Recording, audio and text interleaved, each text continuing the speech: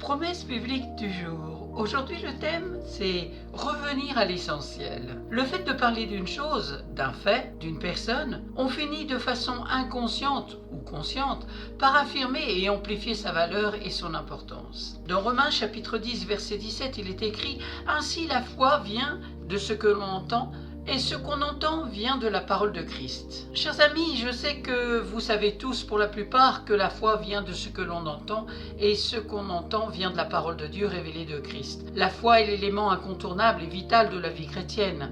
Par elle, nous sommes sauvés, nous pouvons plaire à Dieu. La foi est suscitée par Dieu à travers la révélation de qui il est. Cette révélation nous amène à faire confiance à Dieu et à vivre et marcher avec lui. Ainsi, à force d'entendre et réentendre la parole de Christ, nous découvrons qui il est, sa nature, son caractère, ses exigences, sa volonté. Cette révélation nous affermit et nous fortifie dans les différentes épreuves de notre vie. Ainsi, si à force d'écouter et réécouter une information, on en subit après l'influence, nous comprenons donc aussi que le fait de parler d'une chose, d'un fait, d'une personne, on finit de façon inconsciente ou consciente par affirmer et amplifier sa valeur et son importance. Oui, mes amis, plus on parle d'une chose, plus on la rend importante. C'est pourquoi plus l'Église de Jésus-Christ passera son temps à parler de notre ennemi, Satan, des démons, du royaume des ténèbres de façon récurrente, cela produira chez ceux qui écoutent ces messages plus de peur, de crainte. Cela développera un esprit de suspicion et de manque d'amour et de tolérance à l'égard d'autrui. En un mot,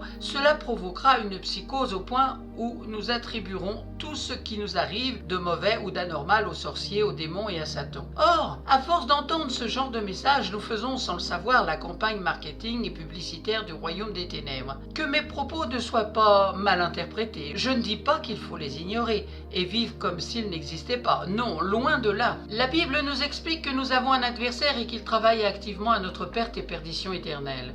Il est celui qui vient pour nous égorger, tuer, voler et détruire. Il est le prince de ce monde et il rôde autour de nous cherchant qui il va dévorer.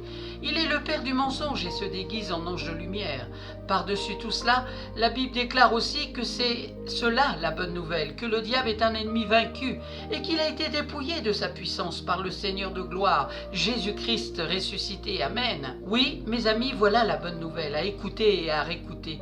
Le Fils de l'homme a paru afin de détruire les œuvres du diable et qu'il l'a publiquement livré en spectacle. C'est bon de savoir que le Christ nous a rachetés de la malédiction de la loi et qu'il a effacé l'acte dont les ordonnances ou dispositions nous étaient contraires, défavorables, qui nous condamnaient. Dans Colossiens chapitre 2 versets 14 à 15, il est écrit « Il a effacé l'acte dont les ordonnances nous condamnaient et qui subissait contre nous et il l'a détruit en le clouant à la croix.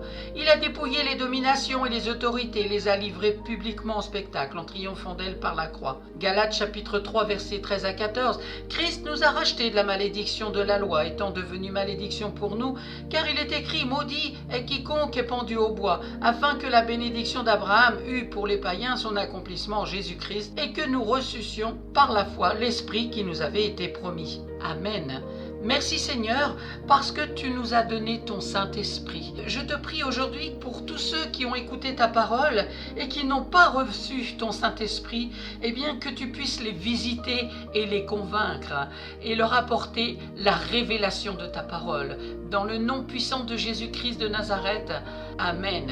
Merci à vous d'avoir pris du temps pour écouter la parole de Dieu dans Promesse biblique du jour qui avait pour thème aujourd'hui revenir à l'essentiel. C'était une première partie. Je vous donne rendez-vous à très bientôt pour la suite et je vous souhaite bon courage pour pouvoir continuer à méditer la parole de Dieu qui est une puissance de vie pour quiconque y ajoute la foi.